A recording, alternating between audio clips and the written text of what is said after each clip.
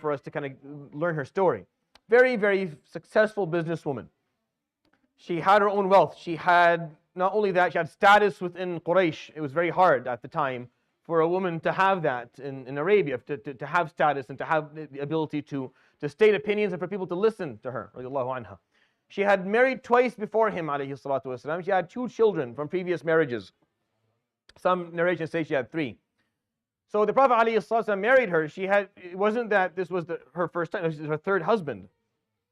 And even though she was a few years older than him, this story, their love story, in my opinion, is one of the most beautiful love stories that you'll ever actually study or hear about or listen to.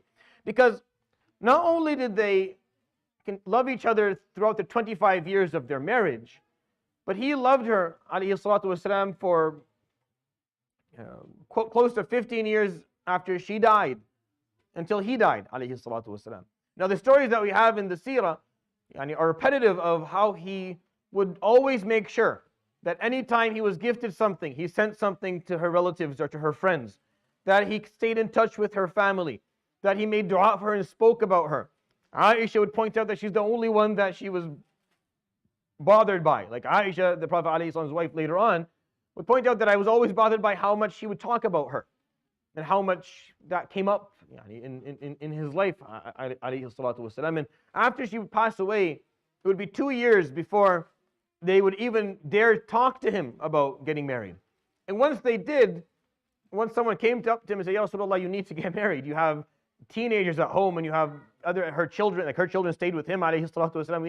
You need to have someone at home to help you. فَقَالَ وَهَلْ بَعْدَ خَدِيجَةَ مِنْ أَحَدٍ. And who's going to take her place? No one can take her place.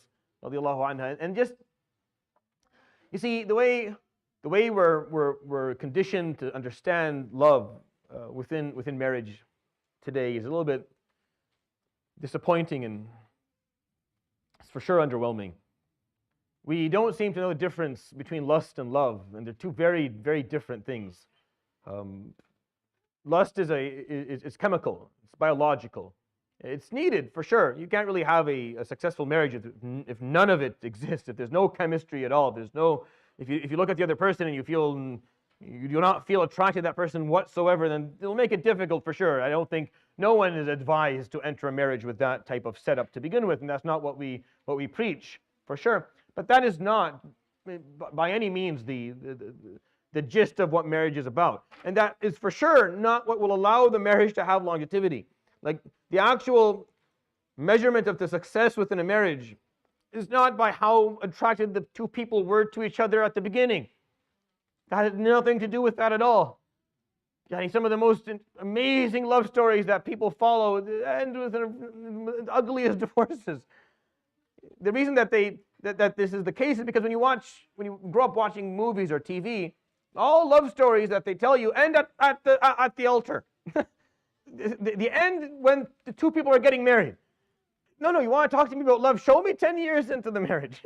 Show me 15 years in how they feel about each other, what they say about one another, what their opinions are, how they speak to each other. Show me then, and then I'll tell you if this is real love. Because love is not that lust. That just like this jump start. It's the cable just kind of starts it up. But love comes from years of caregiving, of being in service of someone else, of taking care of them, of feeling responsible for them, of putting their needs ahead of your own. On both sides, by the way. I'm not saying that this is what the woman, no, both parties do that. They see the other one and they do what they can to serve them and take care of them. And that is what brings love. It comes from good treatment. It comes from dealing with people in the highest of ethics and serving them and supporting them and standing by them for better or for worse during the easy times and during the difficult times. And that's what love is. That's why there's love amongst family members. That's why we love our parents, and that's why we love because they stand, but they're there. They're always there. People will turn their back on you in life time and time again, but they're always there for you, and that's what love is. That's what love is. It's the ability to do that. And if 2 people do that for each other, then yes, they'll be in love for the majority of for all their lives. And the Prophet ﷺ, when he talked about Khadijah, that's what he said. He would say, no, she stood by me when everyone turned their back on me. She believed in me when no one believed in me. She gave me her wealth when everyone deprived me of it. I had children with her. We built a family together. He would say these things and be very passionate about it, alayhi salatu wasalam. I can't, it's one of the parts of his character that I've yet to fully be able to imagine appropriately. Because it's not difficult to imagine the compassion he had, alayhi salatu wasalam, the strength. But that piece is a little bit, I don't know, maybe because all Middle Eastern men don't really know how to show that type of affection. But when it comes to him, he was very vocal about it. He's just very open. He just talked about it, alayhi salatu wasalam. No, she did so much for me. But that takes also a certain type of character. It takes a certain type of character to be able to identify what others are doing for you, not what you're doing for them. That's why they loved each other, by the way, because they were both like that. They were both very selfless people. They didn't focus on what they were doing for the other person. She didn't focus on what she was doing for him. He wasn't focusing on what he was doing for her. They both saw what the other person was doing for them. And that's why love grew. And that's the secret. That's the secret for a long-term happy marriage, is your focus on what the other person is doing for you. If you spend your life focusing on what you've done, I have been spending my wealth, and I have been taking care, and I did blah, blah, and, blah, blah, blah, blah, blah, blah, and I did this, and I did that. Of course, you're filling your ego. You are blowing your vanity bubble, and it's getting bigger and bigger, and you feel very grandiose. I have done all of this for you, and then the other person is going to, what about they? Are you suggesting they did nothing? That's what you're saying. Is that appropriate? Is that even a proper way to think? He never thought that way generally in his life, alayhi salatu wasalam. If you did something nice to him, every time he saw you, he would remind you of it. Even after he paid you back. Even after he did something equivocally nice to you, every time he ran into you, he'd remind you, remember the time you did that for me? You remember? Oh, jazakallah, that was amazing. We did that. Until the point where Rasulullah, please stop talking about this. Stop bringing it up. I did nothing. This is the least I can do for you. And she was the same. That's what I'm trying to explain to you. Their marriage was not just, he just married some woman. No. He married Khadijah. Islam without Khadijah wouldn't be the same, and neither would Muhammad sallallahu alaihi wasallam. Without Khadijah would not be the same. It was a partnership in every aspect of what it was.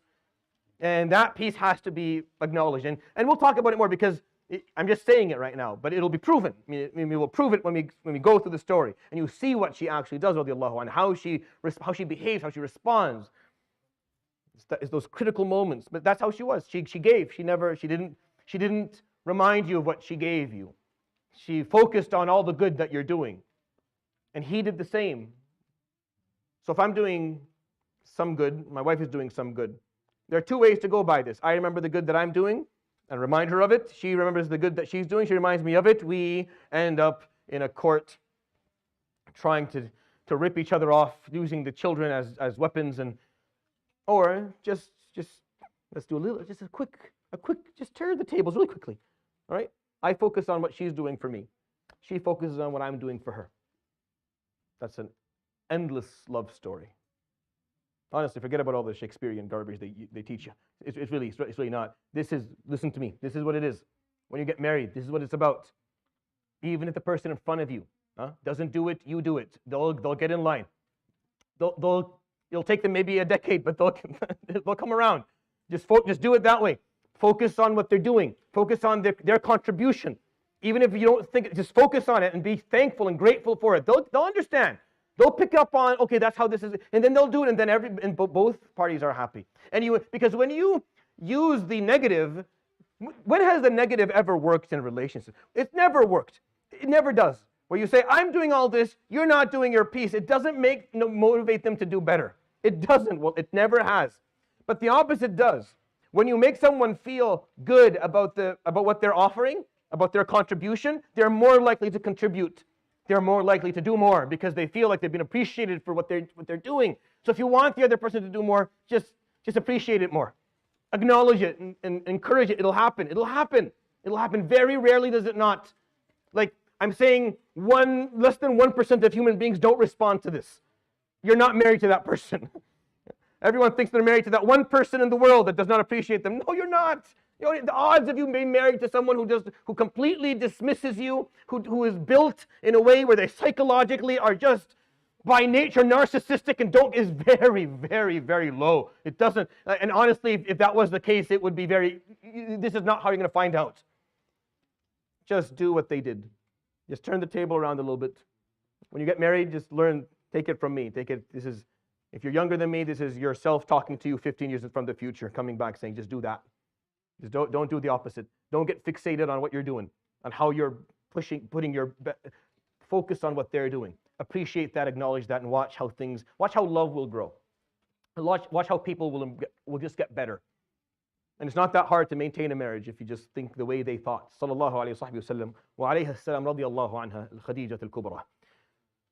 I think today it's important that we talk more about the importance of matrimony, and we map out paths for our younger counterparts of society to achieve it and get into it. I don't think it's happening naturally anymore as much as it used to. Most people here, your parents come from Middle Eastern or the subcontinent backgrounds or African backgrounds, or they come from backgrounds where marriage, it just happened. Just at a certain age, it just kind of happened. If you're a girl, a couple of people would knock on the door and then you would just get married. And as a young man, your dad will tell you, "Khalas, I don't want you in my house anymore. I'm going to get you married and get out." It would just happen. It would be normal. It's just a natural next step. And everyone knew what their role was in the marriage. Everyone knew what to expect from the other part. So if the other part didn't do what the norm dictated, then it would be clear that person is making a mistake, and they would be corrected by both family members, by the community at large would correct their behavior. It wasn't very complicated. It wasn't complicated. Today, I can't say that we're looking at the same landscape. I can't. It's actually much more difficult. I don't want to make the Seerah Halaqah, a marriage counseling session and a marriage prep session, but I think it's something that requires our attention if we don't want to run into real problems in the near future or the far future. We are looking at more and more of our youth and of our younger brothers and sisters walking into their 30s comfortably without marriage, hitting that mid-30s mark and still not married. And I talk to the person who's like, "Yeah, I know, I have time." I'm like, "No, you don't. You have no time. You run out. You played half of it already. You don't have time. You have a child as a man, you have a child when you're 35. By the time they're 20, you're 55 years old, right? You're old. You're an old dude. He's still young. You're an old dude. It doesn't work as well. If you have your child and you're 40, he's 20, you're 60. You're checking out, he's checking in. It doesn't work. These differences are really big. It makes it difficult for parents to mentor. It makes it difficult for parents to be there and to relate, because the generational gap. I'm not saying you shouldn't have children when you're older. I'm just saying we have to talk about this. This has to be talked about. This has to be addressed because it's a visible difference in how we are running our society. And I feel like people are just taking it. I know. I'm noticing the graphs are looking different, and we have to kind of address this early. I'm not saying that we start marrying people in their teens, but let's talk about reasonable numbers. Let's talk about mid-20s. That should be the limit for everyone. They should be looking to get married. Money should not be a problem. Money should not be a problem. Roles in the household shouldn't be a problem. Setting things up so they can financially be comfortable and also know what their rights and obligations are, so they can build a family, they can get history together. That history piece is important. Even if the person with you don't get along on everything, but you guys, if you're there for 10, 15 years, there's history there. This person knows you know this person. There is something that connects you, that no one else has that connection with you based on. These things are meaningful. So let's think about these things a little bit more and help our youth, inshallah, move forward with them, so that we have more marriages similar to the one of Muhammad and Khadijah, sallallahu alaihi Muhammad, sallallahu alaihi ajma'in. Because it's beautiful and it's meaningful, and it's just very uplifting when you there was an old I've seen stuff similar from where I used to live when I came from Syria. You see men in their 80s and who lost their wives, who truly loved their wives, who truly loved their wives, who mourned their wives for a decade after they passed away, and vice versa. A woman in her 70s who mourns a husband who died maybe 2-3 decades. My grandmother, she mourned my grandfather for decades after he passed away, because they built it on something much more solid, and they knew what their roles were, and they did ihsan in marriages. They offered ihsan, and that ihsan piece is very, it creates love. And love never dies if it's there. But just know the difference between lust and love. Okay. So that's him getting married, alayhi salatu wasalam. He had 6 children with Khadijah. He lost 2 of them. He lost 2 children. He lost 2 male children. At the time, that was even socially more pressure on him. His marriage survived the loss of 2 children, in the age of 4 and the age of 7, Qasim and Abdullah. And at points in his life, alayhi salatu wasalam, he would be reminded that you don't have a male child, which obviously is another beautiful part of the story, that who actually inherited his name was Fatima, radiallahu anha, alayhi salam. She's the one his name went through, alayhi salatu wasalam, in terms of his life. But this was the difficulty. And I think the fact that he lost 2 children, actually he lost 3, but I'll just focus on 2. To be more honest, he lost them all aside from Fatima, but they were older. But losing 2 children, alayhi salatu wasalam, during that early stage of his life, in his late 20s and early 30s, it just allows people to be to relate a little bit more to him, to see his humanity, his human part, his side, alayhi salatu wasalam. If someone just going through life and suffering loss, suffering actual painful loss, there's nothing worse than a small coffin in this world. There's nothing worse than a small coffin. They are the worst things in the world. And no matter what you say, no matter what you experience, that when you see that, you know that this is just hasbi Allah wa ni'mal wakeel.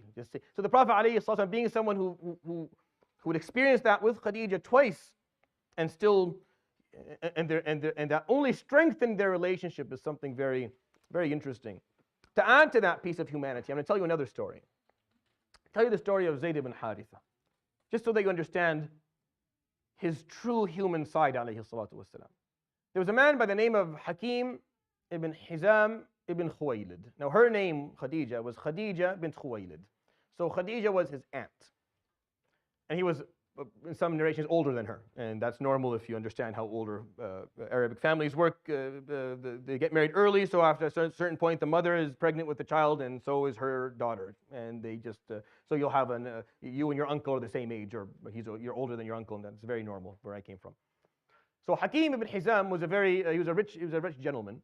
And at the time, there was obviously slave markets still existed, and that was still a thing. And he wanted to gift Khadijah radiallahu anha something, his aunt. He had been away for a while, and he came back, and it's customary for Arabs, if you come back after a long time, to give people gifts. If your parents ever went back home during the 90s, they would take with them like suitcase upon suitcase of just gifts, and then everyone would take them, and no one would be happy, and they'll talk about you behind your back that you're cheap, and it never worked out. But this is how it happens, because they always had to give gifts. So he came, and the gift he wanted to give Khadijah was a young boy that he had purchased from the slave market. His name was Zayd. Now, Zayd was 5 or 6 years old, we're not sure, something around that age, when his mother and her friends went out for a picnic somewhere in the northern part of Arabia, and they were raided by an army or a small group of qutta' turuq, as they call them, or hooligans. And he was stolen away from his mother at that very young age and sold as a slave. And he was moved around from one house to the other until Hakim ibn Hizam, on his journey, he was doing his businesses in the north, would purchase him, buy him, and bring him back to Mecca. And he would give him as a gift to Khadijah radiallahu anha, who Khadijah would pass him on to the Prophet alayhi salatu wasalam as a gift from herself. And I'm going to ask you a question, and then I'm going to want you to think about it a little bit, and I'll come back to it. Now, the day that he was stolen from his family and then bought by Hakim and then given to Khadijah and then given to the Prophet, worst thing that ever happened to him? Or not? When you think about the story, if I told you the story without maybe the context that's coming, what's the worst thing that happened to this child so far? Right? He's been stolen from his family and sold as a slave. So just keep that thought for a moment as we go along. So Zayd would grow up in the Prophet ﷺ's house. 7, 8 years into this, he would grow up to be a young man. By the time you're 14 and 15, by then you were old enough to carry your own family, open your own family, open your own household, have your own business. So he was a young man now with the Prophet ﷺ. His father, Haritha ibn Shurahil, was a poet who never stopped looking for Zayd. He never stopped looking for Zayd. He would go far, and because he doesn't know. The kid was stolen in one place. He has no idea which market this kid has gone to.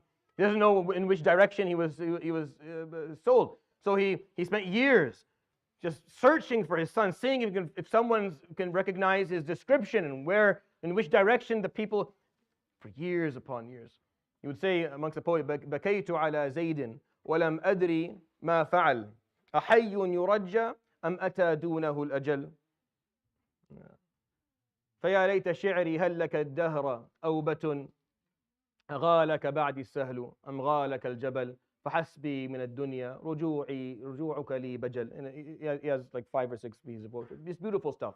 He's talking about, I mourn my son. I don't know where he is, alive or dead. Is he in a mountain? Is he in a valley? I don't know where he is. And this poetry would travel. And finally, someone would hear this poetry in Mecca. And he would hear the word Zayd. And he would just have that question mark. Is it the kid that's with Muhammad ibn Abdullah ibn Abdul Muttalib? So he would ask the kids something about his past, and Zayd would remember a little bit of his childhood. And this gentleman would run into Zayd's father a year later and say, I think that your son may be in Mecca. He may be in Mecca. He may be there with one of the descendants of Abdul Muttalib. So his father became really, really obviously excited. And he's like, with one of the descendants of Abdul Muttalib, alhamdulillah, amazing. Because Abdul Muttalib was known to be an extremely generous figure, and he was he was a gentleman. So knowing that my son is probably with someone who is reasonable, someone I can go and I can maybe find a way. So he put all the money he could together. He went and he took money from all of his siblings, all of his relatives, put as much money as possible. And he made his journey down to Mecca. And he asked, I have a son, his name is Zayd, and I think he's with one of the descendants of Abdul Muttalib. So they pointed out that there's a man by the name Muhammad ibn Abdullah, and he has a young man now by the name of Zayd. So they asked for a meeting with the Prophet ﷺ. So he comes ﷺ. This is before Islam, obviously. And he asks, and they tell him this is, and of course, Haritha ibn Shurahil was trying to argue his point that you are of great heritage and your grandfather was a great man and we are people in pain and I bought all this money. And the Prophet ﷺ, listening to this introduction, he tells them, brother, أخ العرب أخبرني ما تريد, just tell me what you want, what you need. You don't have to, I don't need all of this introduction, just tell me what you want. فقال ابني زيد عندك, my son Zayd is with you, I want him back. فقال أدلك على ما هو خير مما عرضت. How about I offer you I give you a better offer than what you're saying. He's saying, I'm coming, I have all this money, I'm bringing all these people to, how about you keep your money? This is what he told him. You keep your money. You don't need any of these people who are here as a wasita, as coming in to intervene or intercede on your behalf. I bring Zayd, and if he recognizes you, then he has the option to go with you or to stay with me. But I will not kick him out. وَلَكِنِّي وَاللَّهِ لَا أُجْبِرُهُ عَلَى فِرَاقِي. So I will not kick him out of my home. Like I won't tell him you can't live with me anymore. That's all I'm asking. He comes, he chooses whoever he wants. I have no problem, but I will not tell Zayd that he is not welcome in my home. If he wants to stay with me, he stays with me. Is that fair? And the father said, that's not fair. That is beyond what I thought was even possible within your generosity. And he's praising the Prophet ﷺ. No problem. He goes, he calls Zayd. He tells Zayd, do you know these two people? It was his father and his uncle. Of course Zayd knows them. Of course, and it's a union that is filled with tears and filled with pain and sorrow and happiness that he's seen his family again. And after that's done, the Prophet ﷺ says, Ya Zayd, إنما هذا أبوك وهذا عمك فأنت مخير أن تعود معهما أو أن تبقى معي والأمر إليك. This is your father, this is your uncle, and it's totally up to you. You're welcome to leave with them and you're welcome to stay with me. It's totally up to you. فقال فما تردد زيد. He didn't miss a beat. He didn't blink. He didn't take a moment to think about it. قال بل أبقى معك ما حييت. I'm with you till the end of my life. I am with you to the end of my life. فقال أبوه أجننت. Have you lost your mind? أتختار العبودية على أبيك وعمك وأمك وأهلك. You're going to choose to stay as a servant in the house of some man that is foreign to you over coming with your father and your mother and your family. فَقَالَ إِنَّكَ لَا تَعْرِفُهُ. You don't know him. Sallallahu alayhi wa sallam. You don't know who he is. You don't know. At 15 years old, you don't know him. I know him.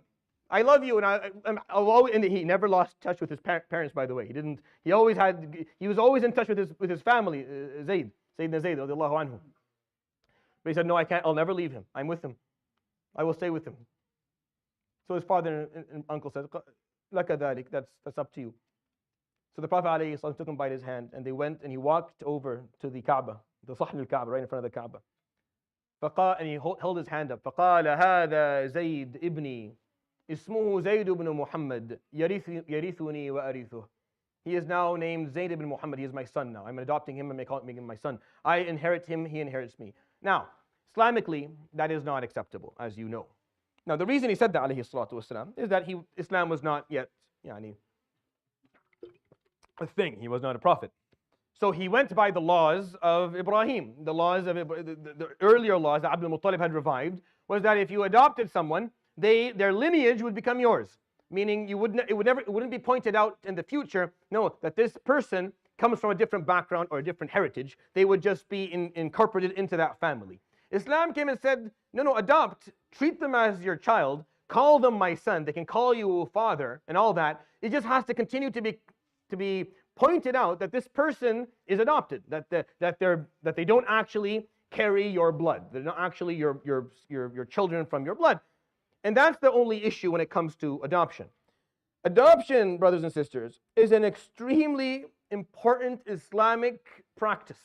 Extremely important Islamic practice. It is core, it is fundamental within our deen to adopt orphans and children who don't have anyone to love them.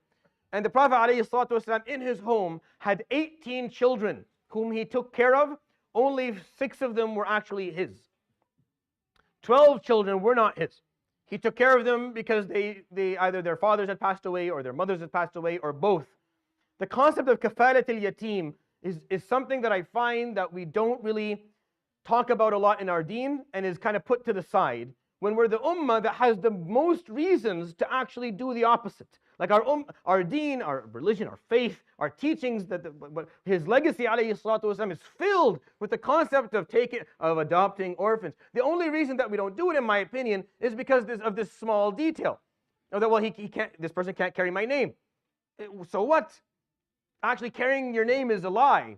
To say that they're actually your blood, that's lying to them. It's lying to them. They say, well, we don't want to lie to the child, so we let them grow up with no parents at all. That's the alternative that we're offering here. And this person already lost their parents. You think knowing that is going to make it worse? Of course not. Look, never has a lie been better than the truth in the history of the world. Never has lying been better than...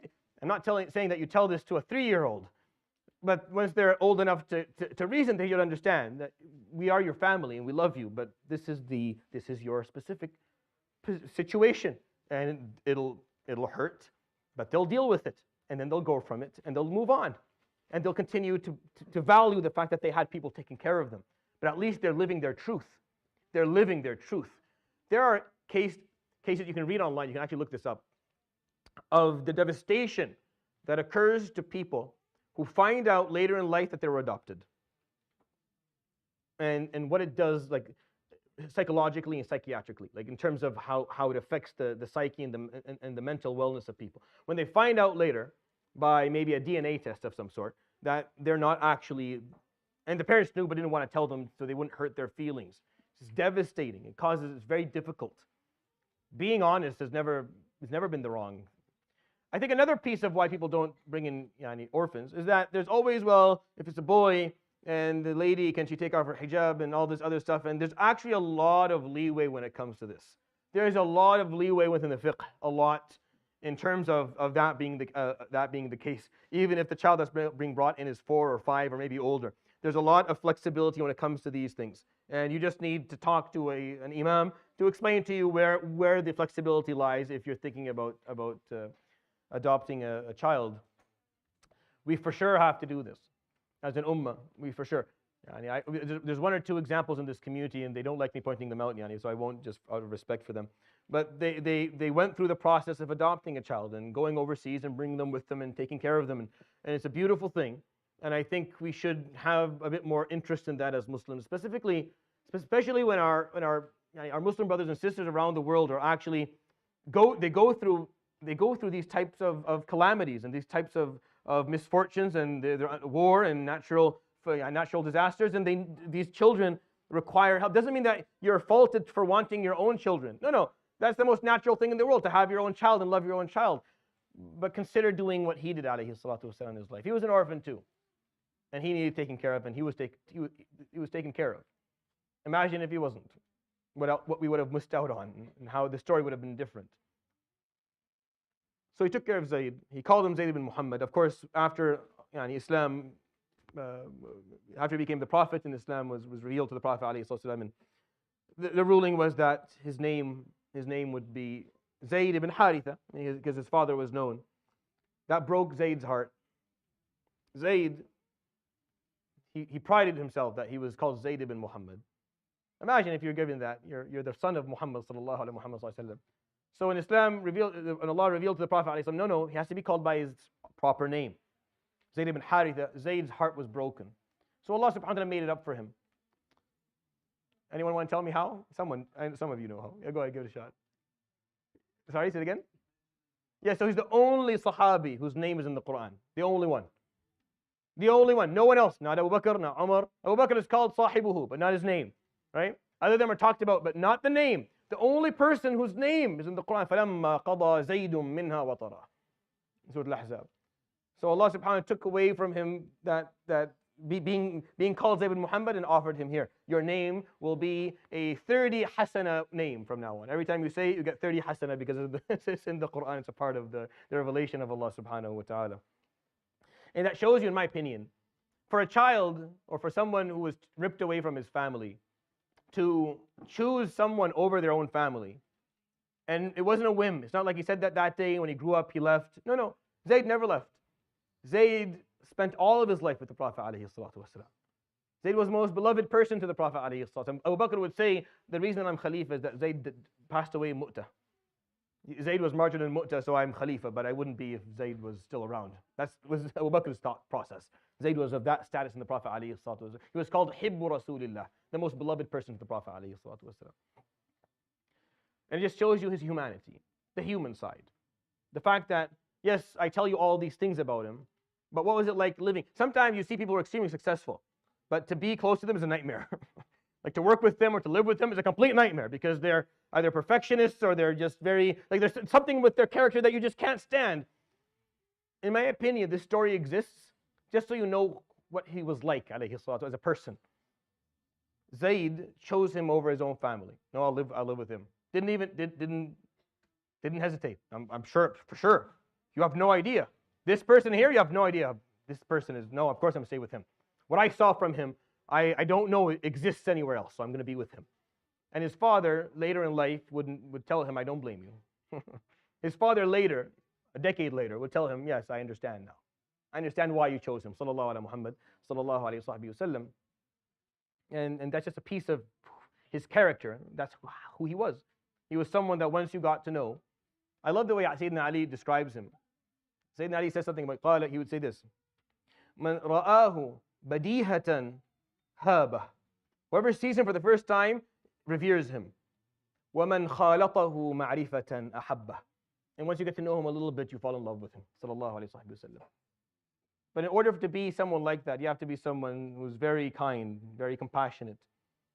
Someone who's in service of those around them at all times. When those around you feel that way, that you're always serving them, you're always looking out for them, always trying to stand by them, help them, support them, give them what they need. Even when you educate, you do it with love. Even when you discipline, you do it with love. They'll always want to be around you. They want to be around you. They want to stay. They want to be taken away. Alayhi salatu wasalam. Which is why Zayd didn't want to leave and stayed with him. So that piece of the story. Again, I'm just adding up all of the experiences and all of the aspects of who he was before prophecy. Just so that when we talk about prophecy, you know the background, you know the context. So that's a part of his of his character. One of the final parts I'm going to talk about, do I have time? Good, oh, excellent. So was the rebuilding of the Kaaba. I had to talk, this is a nice story, I want you to listen. So what happened was, a flood occurred in Mecca, and if you ever lived in the Middle East or that part of the world, it doesn't rain very often, but when it does, it rains. And when it rains, it's to the point where it causes floods. And almost every year within that part of the world, there's one or two floods. Now they're prepared for it. I think recently there was one in Jeddah that actually caused a lot of problems, and cars were carried down the highway, and it was a problem. So when it rains very heavily. So a flood occurred in Mecca, and it was heavy enough that it actually damaged the Kaaba to the point where the walls caved in and they fell in. So the Kaaba now didn't look the way it looked. If you look up there, you can see the different times, and the Kaaba, the way Ibrahim built it, the Kaaba wasn't actually a cube. The Kaaba was like it was a wall. It had a wall from here, three walls that were obviously perpendicular to one another. But then it was like a circle, like a half circle on the other side. Today, if you look at the Kaaba today, you see a cube, and then you see this little half circle in front of it called al-Hatim. That area is al-Hatim, where Sayyidina Ismail alayhi salam was left by his mother. But that's actually a part of the Kaaba. That's why if you're someone who likes watching that channel that shows you the Kaaba, when it's a fard salah like Maghrib or Isha or Fajr or something, they don't pray inside. But during Taraweeh, you'll find people praying inside. You can't pray a fard inside the Kaaba, but you can pray a sunnah inside the Kaaba. So if you go there and you're lucky, and it's very difficult obviously during Ramadan, but if you're very lucky and you're close up, during Taraweeh you can go and pray inside the Hatim. I did this when I was young. My father used to drop me off. He used to work nights in Mashru' Zamzam in Haram. So he'd drop me off, and I would have a little sajjada, and I'd go, because I'm small, I was 14 or 15, I kind of zigzag and find my way right in front of the Kaaba, and if lucky, and there's a spot, I would get myself inside the Hatim to pray Sunnah. It's just a beautiful place to be. So it was built, that's kind of how it was built. But when it fell, when they rebuilt it, they couldn't find enough rocks that were proper, so they built it like a cube and just made the lining of the Hatim. And it stayed like that for a long time. And it stayed like that till this day. And I'll talk about that later, inshallah, because the Prophet ﷺ didn't actually change it for a reason that I'll discuss in another halaqah. But the problem now, the Kaaba fell down. It's now damaged. So they have to rebuild. So they're standing by each other. So how do we rebuild this? Al-Walid ibn Mughira was one of the Sadat Quraysh, one of the nobles of Quraysh, one of the leaders of Quraysh. And he said, we rebuild it all together. All of the tribes of Quraysh, all of the known tribes participate, but we only use money that is halal, that has no riba in it. Use the word no riba in it. I'm saying halal, but no riba in the money. Why? Because they knew that riba was haram. That's the teachings of Ibrahim alayhi salam. Even Quraysh, even the people of Jahiliyyah knew that riba, that usury, is money that is unclean. It's impure money. It's wealth that is taunted. It's wealth that is taken from a source that is not appropriate. It's not clean money. Even the people of Quraysh knew that. So he said, we're going to build the Kaaba. We can't bring in wealth that doesn't have riba. So once he said that, the people who had brought their cartons of money, they went back home, because everything they brought this is all the money they got from usury. He's like, well, how are we going to build this? I don't know. Find the sources of money that's halal and bring it. That doesn't have riba in it. So the actual amount of money they put together was small. So they couldn't build the Kaaba the way they should build it. Are you understanding? That's why it wasn't built properly. Because they didn't have money, wealth that they could say is pure. It didn't have riba in it. It's fascinating to me. It is. It's fascinating that people of Jahiliyyah actually even thought of this. That they considered it. They talked about it. Like, oh yeah, it has to be pure wealth. It can't be riba wealth. It can't be usury. It can't be based on usury. But they knew that, no, we're going to build the Kaaba. It has to be pure wealth. What's more important, the Kaaba or the bones and muscles and organs of your children? What's more valuable? By far, your child is. So when you're nourishing your child, make sure you're using pure wealth. Make sure it's halal. I don't want to share with you the hadith that are painful. They're painful when it comes to this stuff. ما نبت من سحت فالنار أولى به. That which is nourished and nurtured through mal that's haram, then the fire is more appropriate place for it than Jannah is. So watch out. Quraysh knew they shouldn't build the Kaaba with usury money, and I'm telling you, we should know better too. Watch out. Make sure you're very, very particular and precise with the source of your wealth. May it be smaller amounts, may you not be as rich as you want to be, but be able to stand up and say, my money is halal. I will never take a cent that's not halal for any reason. Have less of it. Have less of it. Don't be as successful as you dreamt. Don't go to the whatever you want to go every year. Don't have the brand new car and don't renovate. But say that my money is halal. I've never brought into my house, I've never fed my child something that is not halal. That is very valuable. As Muslims, is something you have to think about. And I'm saying this to the brothers because you're responsible for the wealth in your family. You're responsible for that. You are, as I pointed out, that in roles, you're responsible to take care of your family financially. So make sure it's halal. So they talked about it. They put together a small amount of money. They bought the rocks that they need to buy, and they bought all of the equipment that they needed with what they had. They found out they didn't have enough to actually build it the way they wanted to build it, but they were able to build at least something that was reasonable. So they start building. All of the tribes are participating in building. But everybody is eyeballing this one rock as they go. It's like you're carrying a rock and you're looking at another one. And you come back and you're kind of still looking at it, making sure it's still there. You pick up another rock and you're putting it up, but you always can just looking. Everyone's looking to see if that rock is still there. Al-Hajar al-Aswad, the rock from Jannah, the rock the Prophet ﷺ talks about, the rock that Ibrahim ﷺ would preach about. This is something that's special. This is something Jibreel, the Holy Spirit, offered them as Abraham and Ismail built. So it's a big deal. So they're fixing, they leave the Rukn al-Hajar al-Aswad till the end. They leave that corner till the end. They're building the whole Kaaba, they leave it till the end. Consciously, but not really talking about it. And then they come to the point where it has to be inserted. So they're standing there. Yeah, you know what? You guys seem tired. I'll put it in. Oh, no. I'll put it in. You haven't had your lunch yet. No, it's all right. I just ate. You go take your break. I'll put it in. 3 minutes later, they were putting their hands in buckets of blood, saying that either I put it in or we all die today.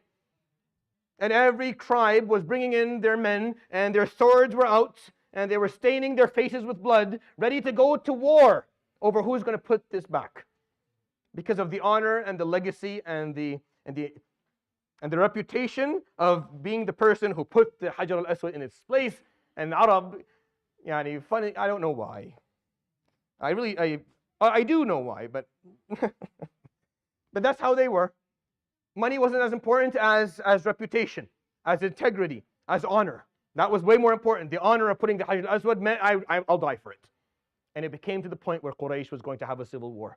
So Walid bin Mughira, actually I want to point out something to you before I go on the story. Before they were able to build, they had to actually dig up everything. So the walls had caved in, but in order to build, you have to remove everything, right? So you have to actually kind of tear down what's left of the Kaaba. So they're all standing there, and they're like, all right, you can start tearing down. No, it's okay. You can take the honor of hitting the first. No, I want you to take it. And then no one would do it. You know why? I'm going to tell me. Anyone know why? Yeah, go ahead. Yeah, so the last person who tried to tear down the Kaaba didn't go very well for them.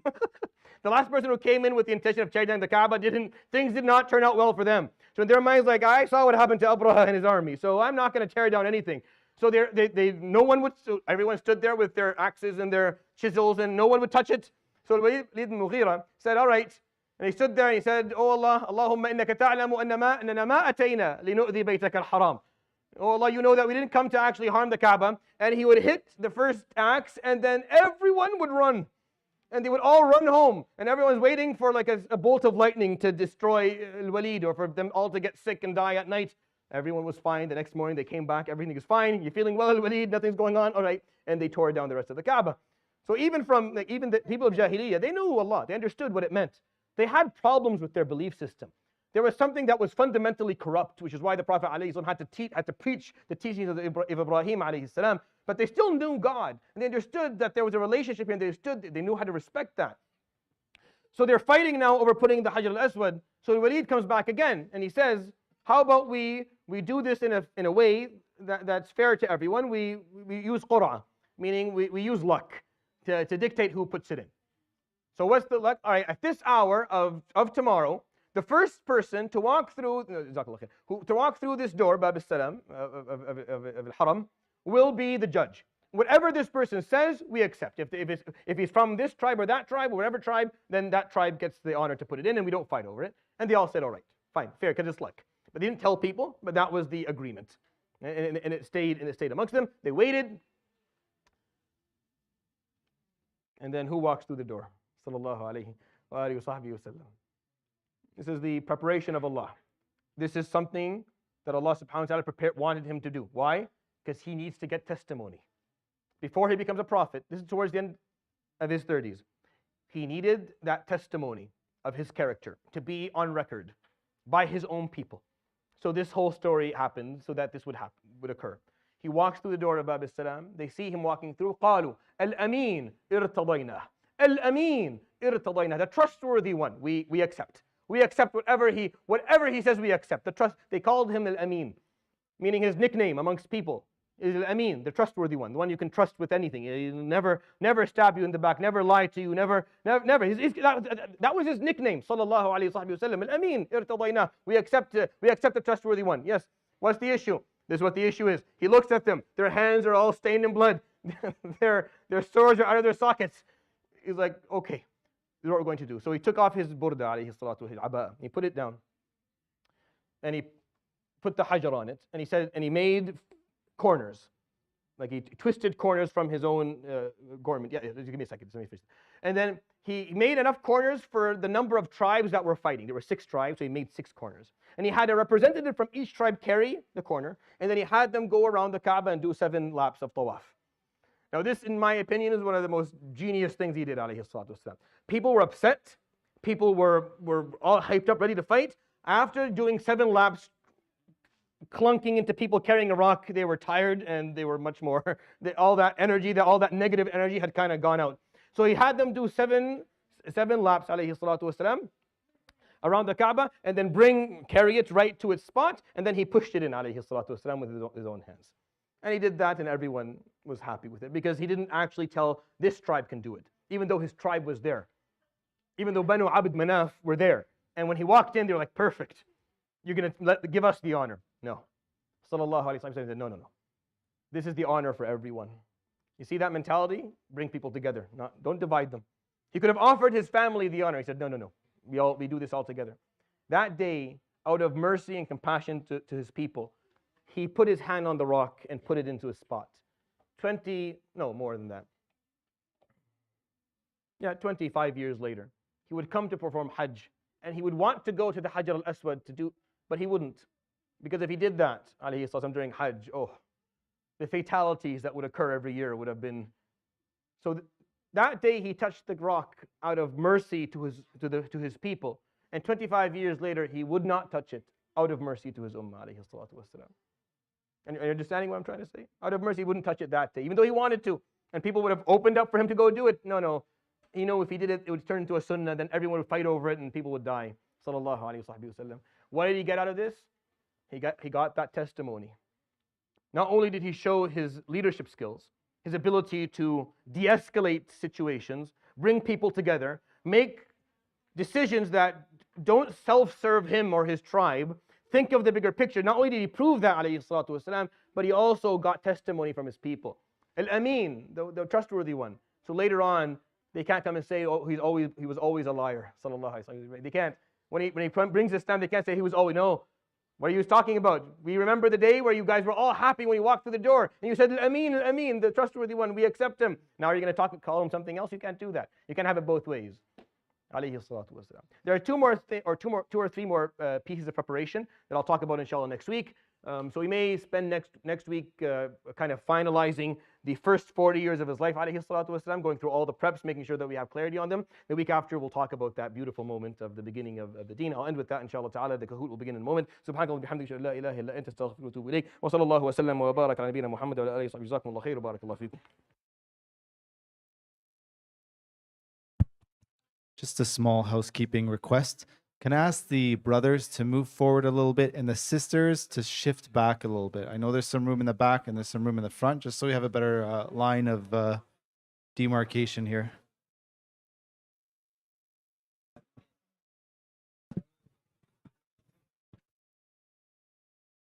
You don't want to do it? Read the questions for me. There's no time.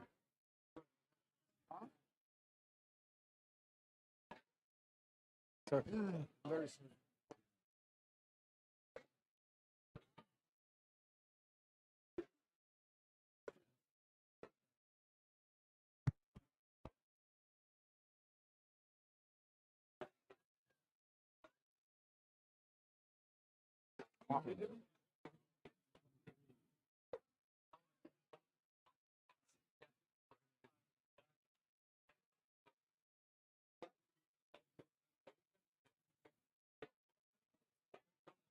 Be careful, be careful. It's gonna.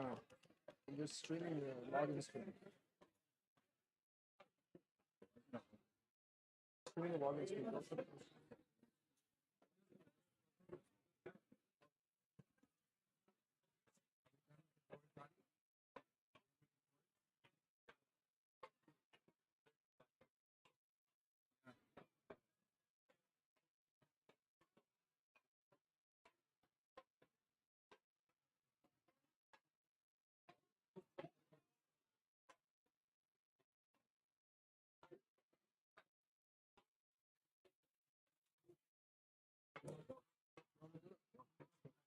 Wait, just open it. Just say I'm the technician for today.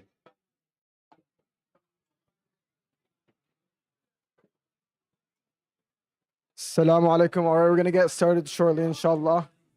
I'm going to be subbing in for the MC today, inshallah. Is that better? All right, we're going to get started shortly, inshallah. I'm going to be subbing in for the MC. The code is 9021193.